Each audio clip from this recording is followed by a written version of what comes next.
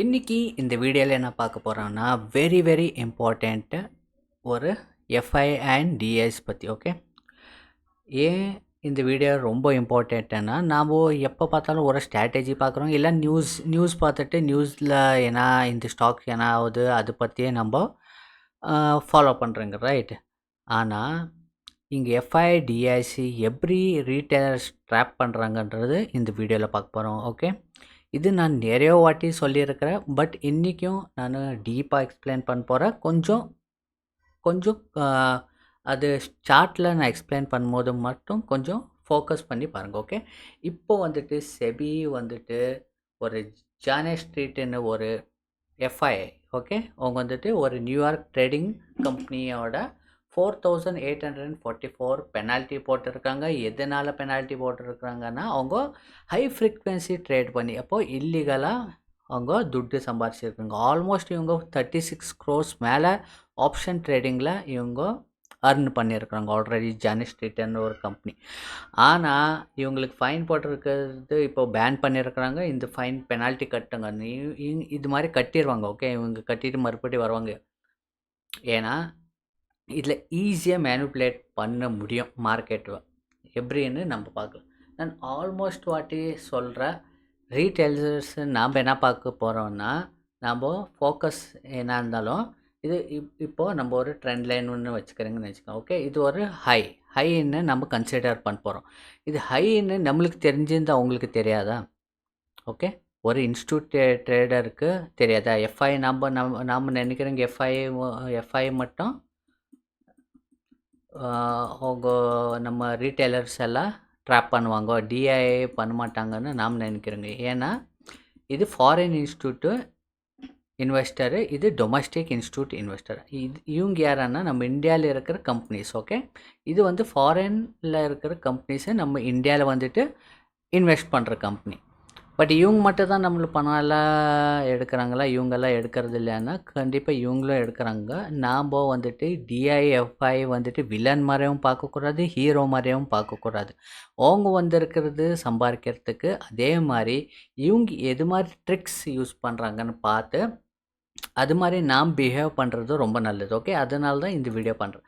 இப்போது நான் சொன்ன மாதிரி இந்த இடத்துல நம்மளுக்கு டாப் இருக்குதுன்னு தெரிஞ்சும் போது, இங்கே இல்லைன்னா இங்கே வந்துட்டு ஒரு கன்சால்டேஷன் இருக்குதுன்னு தெரியும் போது, ஓகே, இந்த இடத்துலலாம் கன்சால்டேஷன் அவங்களுக்கு தெரியாதா? கண்டிப்பாக அவங்களுக்கும் தெரிஞ்சே தெரியும். ஆனால் அதனால் அவங்க என்ன பண்ணுவாங்கன்னா ட்ராப் பண்ணுவாங்க. நேற்று ஒரு வீடியோவில் நான் போட்டிருக்கோம், இங்கேருந்து மார்க்கெட் வந்து கீழே வர சான்சஸ் இருக்குது. ஆனால் அவங்க என்ன பண்ணுவாங்க, அவங்க கிட்ட ஒரு டேட்டாஸ் இருக்கும். ஓகே, அந்த டேட்டாஸ் நம்ம கிட்ட இல்லை. நம்மளோட பிரச்சனை என்னன்னா, நம்ம ரீட்டைலர்ஸே நம்மளோட பிரச்சனை. எப்படி நம்ம ரீட்டைலர்ஸே நம்மளோட பிரச்சனைனா, இவங்க யூடியூப்பில் வந்துட்டு சில பேர் வந்துட்டு சும்மா இல்லாமல் அது சில டேட்டாஸ் வந்துட்டு எஃப்ஐடிஎஸ் டேட்டாஸு, அப்புறமா தேவையில்லாத டேட்டாஸ் வந்துட்டு உங்களுக்கு காமிக்கிறாங்க. அந்த டேட்டா பத்தாதுங்க. அந்த டேட்டா கண்டிப்பாக நம்மளுக்கு ரீட்டைலர்ஸுக்கு பத்தாது. அந்த மேஜராக இருக்கிற நம்ம ரீட்டைலர்ஸு எவ்வளோ வாங்குகிறாங்கோ விற்கிறாங்கன்ற டேட்டாஸு கம்ப்ளீட்டு இவங்க கிட்ட இருக்கும். ஓகே, இவங்க கிட்ட அது இல்லாமல் ஒன்லி 9:15 3:30 மட்டும் இல்லை, அவங்க 3:30 வரலும் அவங்க ட்ரேட் பண்ணுறது. அதுக்கு முன்னாடி பிஃபோர் அப்போது 9 o'clock அவங்களுக்கு ப்ரீ மார்க்கெட் ஓப்பன் ஆகுது. அப்புறமா 3:30க்கு அப்புறமா 3:05 இல்லை 3:10 வரலும் அவங்களுக்கு போஸ்ட் மார்க்கெட்டும் இருக்கும். ஓகே, அங்கே வந்துட்டு அவங்களோட எந்த அட்ஜஸ்ட்மெண்ட் பண்ணணும் அந்த அட்ஜஸ்ட்மெண்ட் பண்ணிடுவாங்க.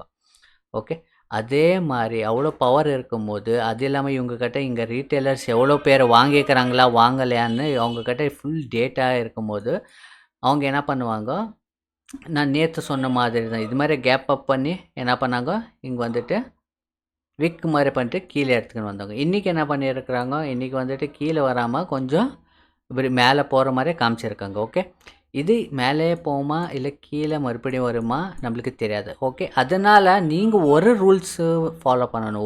எந்த ஸ்ட்ராட்டஜியான ஃபாலோ பண்ணுங்க, எங்கன்னா கற்றுக்குங்க. ஆனால் ஒரு ஸ்ட்ராட்டஜி ஃபாலோ பண்ணுங்க. ஃபாலோ பண்ணும்போது என்ன ஆகும்னா, உங்களுக்கு ரியாலிட்டி ஆஃப் த மார்க்கெட்டு தெரிஞ்சிடும். இப்போது இங்கேருந்து மேலே போகுமா இல்லை இங்கேருந்து மறுபடியும் கீழே வருமான்றது கேரண்டி இல்லாத போது நீங்கள் உங்களோட position size correct position size எடுப்பீங்க, ரைட்? அப்போது கரெக்ட் பொசிஷன் இந்த லாஸ் ஆகுனா எங்களுக்கு எந்த பிரச்சனை இல்லைன்னு. அப்புறம் இன்னொன்று என்னென்னா, உங்களுக்கு knowing stop loss, unknown stop லாஸ்ன்னு தெரியும். இவங்க எக்ஸாம்பிளுக்கு இங்கே வந்துட்டு நீங்கள் ஷார்ட் எடுத்துருக்குங்கன்னு வச்சுக்கலாம். ஓகே, நாளைக்கு வந்துட்டு கீழே ஃப்ளாட் ஓப்பன் ஆகி இல்லை கீழே கொஞ்சம் கேப் டவுன் ஆகி அதுக்கப்புறம் மேலே போய் உங்களோட ஸ்டாப் லாஸ் ஹிட் ஆகுனா உங்களுக்கு எந்த பிரச்சனை இல்லை. சம்டைம்ஸ் என்ன ஆகும்னா இங்கேருந்து இது சடன்லி கேப் அப் ஆயிரும், ரைட்? இங்கே இல்லைன்னா கேப் இது மாதிரி கேப் டவுன் ஆயிரும்.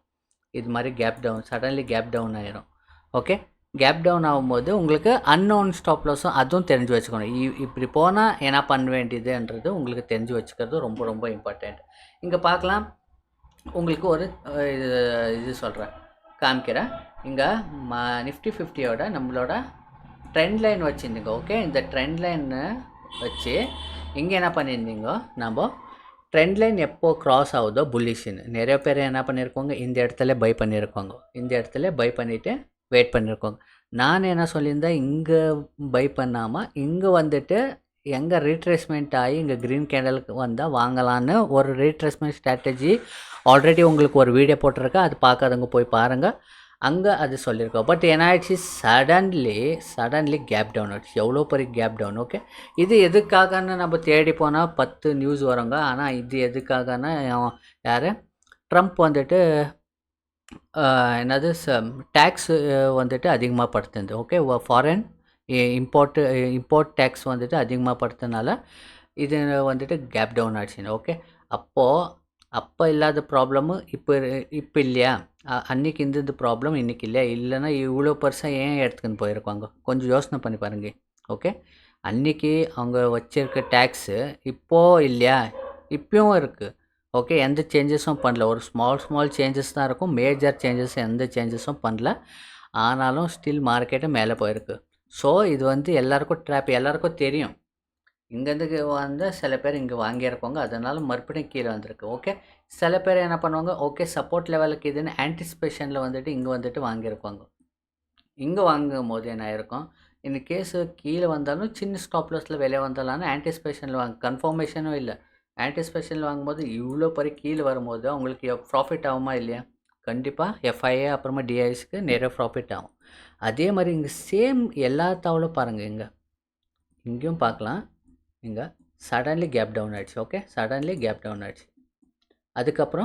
அதுக்கப்புறம் மேலே போயிருக்கு. ஓகே, சரி, இது கேப் டவுன் ஆகிடுச்சு, இது ஓகே. இந்த கேண்டல் பாருங்கள், இந்த இவ்வளோ பெரிய கேண்டல் இங்கே நிறைய பேர் கண்டிப்பாக வந்துட்டு ரீட்டைலர்ஸு பை பண்ணியிருக்காங்க. ஆனால் இங்கே வரலும் போயிருக்க மார்க்கெட்டு. ஆனால் எப்படி போயிருக்கு, சடன்லி நெக்ஸ்ட் டே வந்துட்டு கேப் டவுன் கொடுத்து கீழே போகிற மாதிரி போய் அதுக்கப்புறம் இந்த கேண்டல் பண்ணி நெக்ஸ்ட்டும் ரெட் கேண்டல் பண்ணி அதுக்கப்புறம் மேலே போயிருக்காங்க. ஓகே, இதுதான் ரீட்டைலர்ஸ் வந்துட்டு எஃப்ஐடிஎஸ்ஸு ட்ராப் மேலே ட்ராப் பண்ணுறாங்க. ஓகே, இது வந்துட்டு நிறுத்த முடியாது. ஓகே, கவர்மெண்ட்டும் நிறுத்த முடியாது. செபி சும்மாவே இங்கே அது வந்துட்டு அந்த ரூலு இந்த ரூலுன்னு எடுத்துக்கின்னு வந்துட்டு சொல்லுவாங்க. ஒருத்தர் எஃப்ஐடிஐக்கு ஒரு சும்மா அந்த சின்ன பெனால்ட்டி போட்டுருவாங்க. 4,000 5,000 crores எல்லாம் உங்களுக்கெல்லாம் எதுவுமே இல்லை. ஓகே, ஈஸியாக அவங்க பே பண்ணிவிட்டு இல்லை பே பண்ணாமல் எதுனா ஒன்று பண்ணுவாங்க. இல்லை வேறு நேமில் கூட மறுபடியும் வந்துட்டு அவங்க வந்துட்டு எஃப்ஐண்டோ ட்ரேடு ஃபாரின் இன்ஸ்டியூட் வேறு கம்பெனியில் ஆல்மோஸ்ட் 11,000 எஃப்ஐ இன்ஸ்டியூட் இருக்குது நம்ம இந்தியாவுக்குள்ளே. ஓகே, நம்ம இந்தியாவுக்குள்ளே. ஸோ இது மாதிரி சுச்சுவேஷனில் நாம் என்ன பண்ண முடியும்? ஓகே, இது மாதிரி சுச்சுவேஷனு இப்போது நம்மளால் அவ்வளோ டேட்டாஸு நம்மக்கிட்ட இருக்காது. ஓகே, நீங்கள் சின்ன டேட்டாஸை வச்சுக்கின்னு இருக்கலாம், அந்த டேட்டா யூஸ் பண்ணிக்கின்னு எதுவுமே பண்ண முடியாது. ஓகே, அவங்க நம்மளை கீழே வீழும் போதே இப்போது உங்களுக்கு ஒரு சின்ன ட்ரிக்ஸ் காமிக்கிறேன். ஓகே, ட்ரிக்ஸ் எல்லாம் ஒரு எக்ஸாம்பிளோட காமிக்கிறேன். இப்போது நம்ம என்ன பண்ண வேண்டியதுன்னா, ஃபஸ்ட்டு நம்ம ஒரு ரூல் எந்த ரூலானா இருக்கட்டும், ஒரு ரூலை ஃபாலோ பண்ணுங்கள். ஓகே, அந்த ரூல் ஃபாலோ பண்ணும்போது இப்போது நான் என்ன சொல்லியிருந்தேன், இங்கேருந்து மார்க்கெட்டு கீழே வர மாதிரி தான் இருக்குது. ஓகே, இப்போ நான் என்ன பண்ணியிருக்கேன் இது வந்துட்டு உங்களுக்கு எக்ஸாம்பிளுக்கு காமிக்கிறேன். ஓகே, எக்ஸாம்பிளுக்கு காமிக்கிறேன். நான் இந்த சுச்சுவேஷனில் என்ன பண்ணுவேன்னா, இன்கேஸ் ஆப்ஷன் செல்லிங் பண்ணுறது இருந்தால் இந்த மணியில் போயிட்டு எந்த வீக்கு ஜூலை 10th எக்ஸ்பைரிக்கு என்ன பண்ணுவேன், இங்கே வந்துட்டு செல் பண்ணிடுவேன். எனக்கு தெரியும் இங்கேருந்து என்ன பண்ணுவேன், நான் என்னோடய ஸ்டாப் லாஸ் தெரியும் 150 பாயிண்ட்ஸ் நான் ஸ்டாப் லாஸ்ன்னு வச்சுப்பேன். இது 150 வருதா இல்லை இது மேலே 150 வருதா எனக்கு இம்பார்ட்டண்ட் இல்லை. என்னோட ஒரு லாஜிக் பிரகாரம் ஸ்விங்குக்காக 150 பாயிண்ட்ஸ் நான் வந்துட்டு என்னோடய ஸ்ட்ராட்டஜி மூலமாக நான் என்ன பண்ணிடுவேன் 150 ஸ்டாப் லாஸ் வச்சிருவேன். இப்போ ஆல்மோஸ்ட்டு செகண்ட் டேக்கு இன்றைக்கோட 150 வந்திருக்கு. பட் ஆனாலும் நம்ம புக் பண்ண மாட்டோம். எனக்கு தெரியும் எனக்கு இது வந்தால் ஒரு நல்ல ரிட்டர்ன் வரணும். அட்லீஸ்ட் 1:2 இல்லை 1:3 1:4 இது மாதிரி வரணுன்னு தான் நான் பார்த்துட்டு என்ன பண்ணுவேன், இங்கே ஸ்டாப் லாஸ் வச்சு நான் ட்ரேட் எடுக்குவேன். இது இங்கே 1:1 வந்தாலாம் நான் ப்ராஃபிட் புக் பண்ண மாட்டேன். ஏன்னா நான் கன்சிஸ்டன்ஸாக ப்ராஃபிட் பண்ணி இது 150 பாயிண்ட்ஸ் நான் ஸ்டாப் லாஸ் வச்சு நான் ட்ரேட் எடுக்குவேன். என்னோட மைண்ட் செட் அது மாதிரி. ஓகே, இப்போ இது வந்துட்டு மேலே போகிற சான்சஸ் இருக்கும். ஆனால் இது ஆப்ஷன் செல்லிங் ஆகிடுச்சு. ஆனால் ஆப்ஷன் பையிங் என்ன பண்ணுவேன், ஆப்ஷன் பையிங் கூட பண்ணால் என்ன பண்ணியிருக்குவேன், இங்கே வந்துட்டு பை பண்ணியிருப்பேன். இங்கே வந்துட்டு அவுட் ஆஃப் த மணி வாங்கியிருக்குவேன். ஆனால் எக்ஸ்பைரி பாருங்க, நிஃப்டி 50யோட எக்ஸ்பைரி ஜூலை 17th பை பண்ணுவேன். ஓகே, இன்கேஸ் என்னோட இது வந்துட்டு லாஸ் ஆகுனாலும் இதுதான். ஓகே, இது வந்துட்டு ஜீரோ ஹீரோ ட்ரேட் அனுவாங்க. 77க்கு நம்ம எக்ஸிக்யூட் பண்ணியிருந்தா என்னோட முழு ரிஸ்க்கும் 77 பாயிண்ட்ஸ் இருக்கும். இது எப்போ எடுக்குவீங்கன்னா ஆல்மோஸ்ட் நம்ம கன்சிஸ்டன்ஸாக ப்ராஃபிட் பண்ணி அப்போது இது மாதிரி ட்ரேட் எடுக்குவீங்க. ஓகே, இன்கேஸ் இங்கேயும் புக் பண்ண மாட்டீங்க, சின்ன ப்ராஃபிட்டுக்கும் புக் பண்ண மாட்டீங்க. சொன்ன மாதிரி 1:2 மேலே வர மாதிரி ஒரு நல்ல மூமெண்ட்டு போகிற மாதிரி இருக்கிற போது மட்டும்தான் நம்ம ப்ராஃபிட் புக் பண்ண போகிறோம். இல்லைனா அந்த லாஸில் வெளியே வந்துட போகிறோம். ஓகே, அந்த சின்ன லாஸ் அது எதுவுமே ஆகாது. அது ஒரு லாட்டில் பண்ணலாம், நீங்கள் 10 லாட்டில் பண்ணலாம், அது உங்களோட ரிஸ்க் மேலே. ஓகே, இது மாதிரியான ஒரு ஒரு ஒரு ஒரு ஸ்ட்ராட்டஜிவை இது மாதிரி ஃபாலோ பண்ணுங்க. ஓகே, உங்களுக்கு இப்போது புரிஞ்சிருக்குன்னு நினைக்கிறேன். எஃப்ஐடிஐஸை நாம் உங்களை பீட் பண்ண முடியாது. ஆனால் இது மாதிரி அப் அண்ட் டவுன் பண்ணுவாங்கன்னு நம்மளுக்கு தெரியும். ஓகே, தெரிஞ்ச மேலே நம்ம வாங்கிட்டு நம்மளுக்கு ஸ்டாப் லாஸ் என்ன இருக்குது அது வாங்கிட்டு ஸ்டாப் லாஸ் ஹிட் ஆவாங்கிட்டு வெளியே வராமல் நீங்கள் ஹோல்ட் பண்ணுறது ரொம்ப நல்லது. இதனால தான் ஃபஸ்ட்டு நீங்கள் யூஸ் பண்ண வேண்டியது உங்களோட ரிஸ்க் மேனேஜ்மெண்ட்டு ஃபாலோ பண்ணுங்கள். Okay, risk management is very very important. Risk மேனேஜ்மெண்ட்டில் தான் உங்களோட கரெக்ட் பொசிஷன் சைஸை நீங்கள் எடுக்குவீங்க. அந்த கரெக்ட் பொசிஷன் சைஸ் எடுத்தால் உங்களுக்கு ரிஸ்க்கு இப்போது உங்கள் கிட்ட 1 லட்ச ரூபாய் இருந்தாலும் 1000 ரூபாய் வந்துட்டு உங்களுக்கு ரிஸ்க் ஓகேவா, ஓகேன்னா மட்டும்தான் 1000 ரூபாய் எடுக்கணும். இல்லைன்னா 100 ரூபாய் தான் எடுக்கணும். ஓகே, புரியுதா? உங்கள்கிட்ட பணம் இருக்குன்னு அன்லிமிட்டெட் ரிஸ்கெல்லாம் எடுக்காமல் ஒரு கரெக்ட் ரிஸ்க் எடுக்கிறது ரொம்ப நல்லது. கரெக்ட் பொசிஷன் சைஸே எடுக்கிறது ரொம்ப நல்லது. ஓகே, இங்கே வந்துட்டு இங்கே பார்க்கலாம், நீங்கள் ஆப்ஷன் பையிங்கில் கீழே இது பாருங்கள், மார்க்கெட் இங்கேருந்து மேலே போயிருக்கு, ரைட்? இங்கேருந்து கொஞ்சம் மேலே போயிருக்கு. ஆனால் ஆப்ஷன் பையிங்கில் பார்க்கலாம் கீழே தான் வந்திருக்கு இது இன்றைக்கோட கேண்டல். ஸோ இதெல்லாம் கொஞ்சம் புரிஞ்சு வச்சுக்கணும். இது மாதிரி ப்ரைஸ் பிஹேவ் ஆகும். ஆனால் எனக்கு தெரியும் இங்கே 77 பாயிண்ட்ஸ் என்னோட கீழே வந்தால் அது பாட்டுக்கு 0 எக்ஸிட் ஆயிடுவேன் நான். இங்கே ஆப்ஷன் செல்லிங்கில் தான் இன்னும் மறுபடியும் கீழே வந்தால் நான் அங்கே ப்ராஃபிட் புக் பண்ணுவேன். அதங்காட்டி நான் ப்ராஃபிட் புக் பண்ண மாட்டேன். இன்கேஸ் ஒரு லாட்டு மேலே நான் எதுனா செல் பண்ணியிருந்தேன்னா பார்ஷியலாக 1:2 வரும்போது என்னோடய 50% ட்ரேட் எக்ஸிட் ஆகிட்டு ஒரு 50% ஹோல்ட் பண்ணுவேன். ஓகே, இது வெரி சிம்பிள் மெத்தட், சிம்பிளாக யூஸ் பண்ணணும். ஓகே, இவங்களால் எஃப்ஐடிஐஸு கண்டிப்பாக அவங்க டெய்லி நம்மளை ட்ராப் பண்ண தான் பண்ணுவாங்க. நீங்கள் இன்ட்ராடேயில் பாருங்கள், இல்லைனா இது மாதிரி ஸ்விங்கு எதுனா ஸ்டாக்ஸில் பாருங்கள், இண்டெக்ஸில் பாருங்கள், பேங்க் நிஃப்டி ஆப்ஷன்ஸில், ஆப்ஷன் ப்ரீமியமில் பாருங்கள். இது மாதிரி எல்லா இடத்துலும் நம்மளை கண்டிப்பாக அவங்க வந்து ட்ராப் பண்ண தான் பண்ணுவாங்க. இதுலேருந்து வெளியே வரணுன்னா உங்களுக்கு ரிஸ்க் மேனேஜ்மெண்ட்டு, அப்புறமா mind set, psychology is very very important.